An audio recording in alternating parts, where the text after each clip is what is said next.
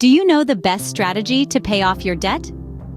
Welcome to a journey into the world of financial wisdom, where we navigate the tricky terrain of debt.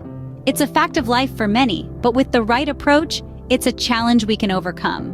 Today, we're exploring two effective strategies for paying off debt: the debt avalanche and the debt snowball. Each has its own merits and drawbacks. Stay tuned to discover which strategy works best for you. Debt is like a snowball rolling down a hill, right? Now, imagine the snowball growing bigger and faster as it rolls down. That's how debt works if not managed properly. It starts small, maybe a credit card purchase here, a student loan there. But with time, this debt starts to accumulate, creating a hefty snowball that's difficult to stop. Just like the snowball, debt also has this sneaky habit of growing, thanks to something called interest. Interest is the cost of borrowing money, and it can cause your debt to balloon over time. If you've ever heard the phrase, "it's expensive to be broke," well, that's interest at work. But don't worry, it's not all doom and gloom. Managing debt is all about understanding how it works and having a plan to tackle it. And guess what? There are strategies designed to help you do just that. So how can we manage this debt snowball? Let's dive into the strategies. Imagine standing on top of a mountain with a huge snowball. Now, picture this as your debt, a snowball that's been growing and gaining momentum. But don't worry, we've got a strategy to tackle it. It's called the debt avalanche. But what's this all about? Let's break it down. The debt avalanche method prioritizes paying off your high-interest debts first. Why? Well, think about it. The higher the interest rate, the faster your debt grows, right? It's like the snowball rolling down the mountain, getting bigger and bigger. By tackling these high-interest debts first, you're essentially stopping the snowball from growing any larger. So let's say you have 3 debts: a student loan with a 6% interest rate, a credit card debt at 20%, and a car loan at 4%. Using the debt avalanche method, you'd focus on paying off the credit card debt first because it has the highest interest rate. You'd still make the minimum payments on your other debts, but any extra money you have would go towards the credit card debt. Once that's paid off, you move on to the next highest interest debt, in this case, the student loan. Rinse and repeat until all your debts are paid off. It's like starting from the top of the debt mountain and working your way down. Now you might be thinking, but what if my highest interest debt is also my largest debt? That's a great question. It's true, the debt avalanche method might take longer to see results if your highest interest debt is also your biggest. But remember, by tackling the highest interest first, you're saving more money in the long run. Just like an avalanche, this method can be powerful, but it requires discipline and patience. It's not about quick wins, but rather about long-term financial health. That's the debt avalanche. But what about the other method? Scene script. Imagine now you're facing several small snowballs. Let's talk about the debt snowball method. Picture it like this. You're in a snowball fight, and instead of one giant snowball, you're being pelted with many small ones. These small snowballs represent your smaller debts. Instead of tackling the giant snowball or the highest interest debt first, you're throwing back the smallest snowballs first, or paying off your smallest debts. Why would you do this? Well, the debt snowball method is all about psychological wins. It's about momentum. Just like in a snowball fight, once you start throwing back those small snowballs, you feel a sense of achievement. You're making progress, you're gaining ground, and this motivates you to keep going, to keep fighting back. Let's illustrate this with an example. Say you have 3 debts, one for $200, one for $500, and one for $1,000. The debt snowball method advises you to pay off the $200 debt first, regardless of the interest rates. Once you've paid off this debt, you move on to the $500 one, and so on. The idea behind this method is that by paying off the smallest debt first, you're more likely to stick with your debt repayment plan. It's like a snowball rolling downhill, gaining size and speed. Each paid-off debt is a small victory that fuels your motivation to keep going. But remember, while you're focusing on the smallest debt, you still need to make the minimum payments on your other debts.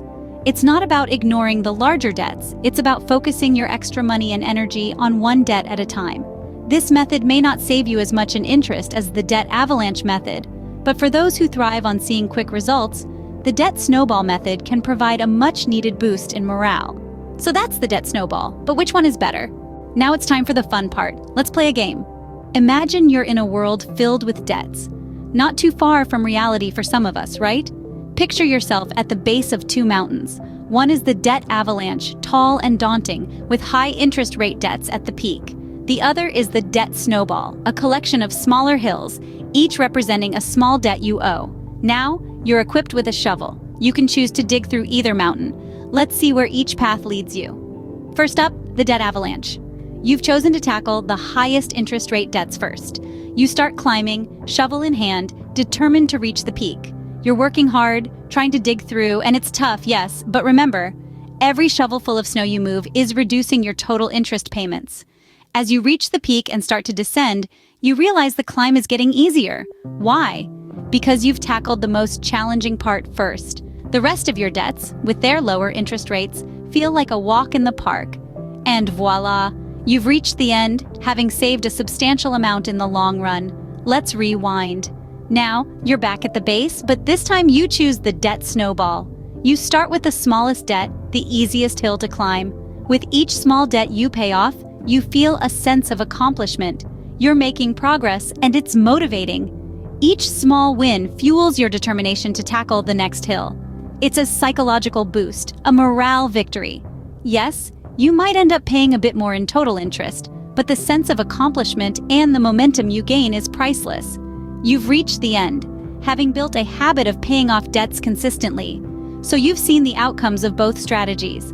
The debt avalanche, where you prioritize high-interest debts, can save you money in the long haul. It's the mathematically sound choice. But then, there's the debt snowball, where the psychological boost of paying off small debts can keep you motivated to continue your debt repayment journey. It's all about what works best for you. Remember, the best strategy is the one you can stick to. It's not about the size of the shovel, but how consistently you use it. So whether you're an avalanche climber or a snowball roller, the important thing is that you're working towards becoming debt-free.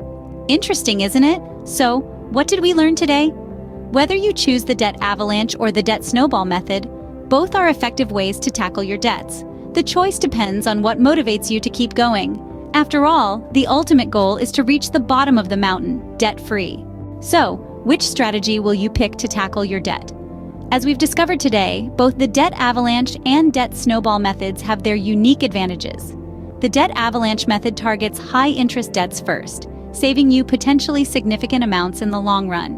On the other hand, the debt snowball method focuses on eliminating smaller debts first, providing psychological wins that can be crucial in maintaining motivation throughout your debt repayment journey. But remember, there's no one-size-fits-all solution. The best strategy for you hinges on your personal circumstances and psychological makeup.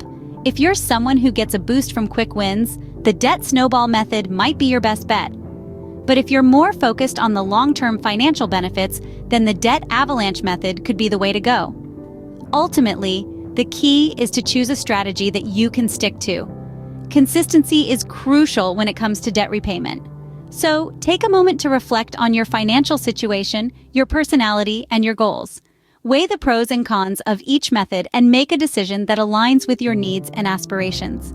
Debt isn't something to be afraid of, but rather it's a challenge to be tackled with determination and strategic planning. It's a game, and like any game, it requires a good strategy to win.